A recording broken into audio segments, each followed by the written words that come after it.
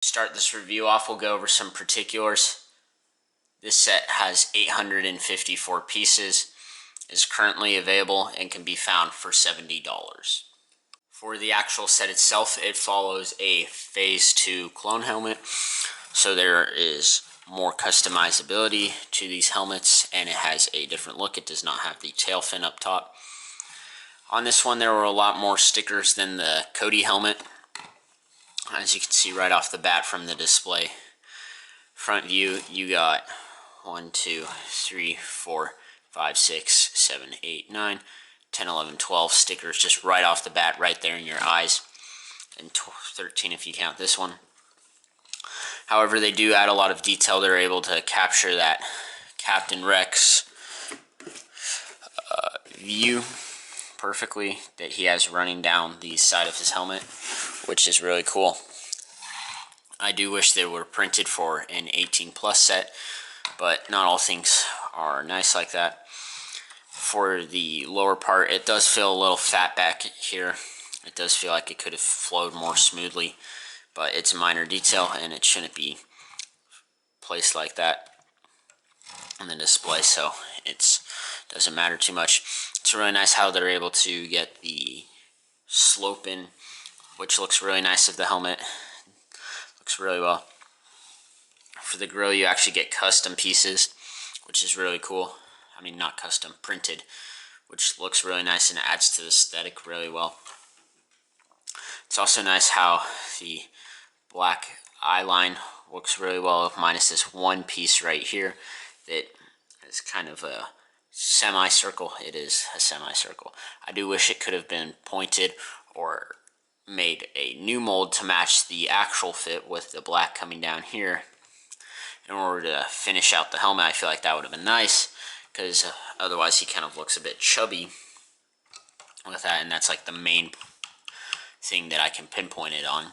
So that is pretty frustrating. The blue accents are really nice. They match the iframe really well, and they're all like fold in with things, so that's pretty cool. Up here, it's really cool how they were able to get the lines actually really close to what they are on the actual helmet. Super cool techniques using these plates here on the top. Almost everything on this can be like pulled up and stuff. It's pretty crazy. I do wish that there wasn't as much of a gap.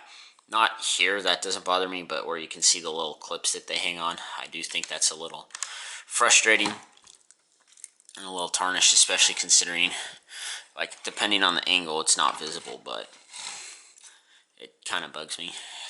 The fin, pretty standard, looks really nice down to the side. The gray stripe actually folds up really well and curls around. It looks really nice. Super well done. This side of the helmet has the finished off side without the rangefinder, which is pretty cool.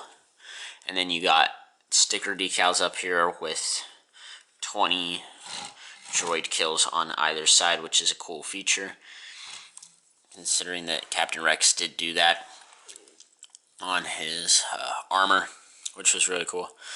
Otherwise, the rest of the helmet's pretty standard to the regular helmet series. Now for the rangefinder, uses a pin right here to go into this really, really small hole, which is actually really nice because it's not visible when the rangefinder is in. Like, even without this knob, it's not visible, which is nice.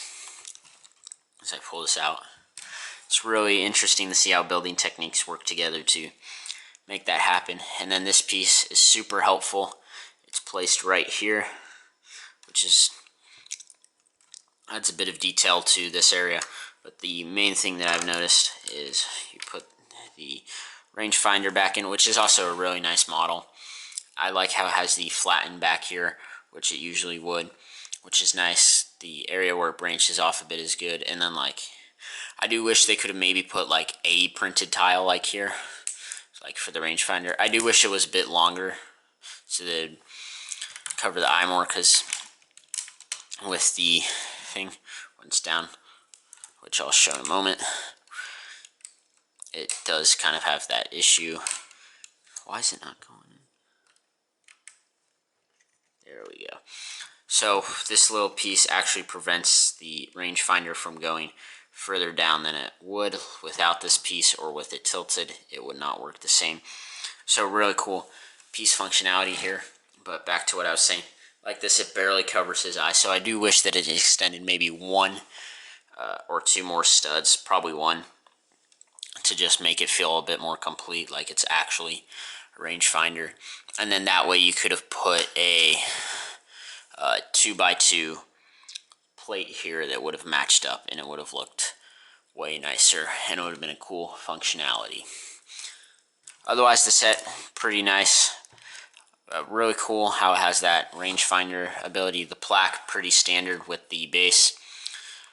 Bottom, nothing special there. Here you can just see a lot of the underside. Not that insane. It's a really nice set though. I just kind of wish that LEGO made a custom piece for the intersection here so that it would look more accurate. Thanks for watching. Be sure to have a great rest of your day, and I'll see you next time. And all around LEGO!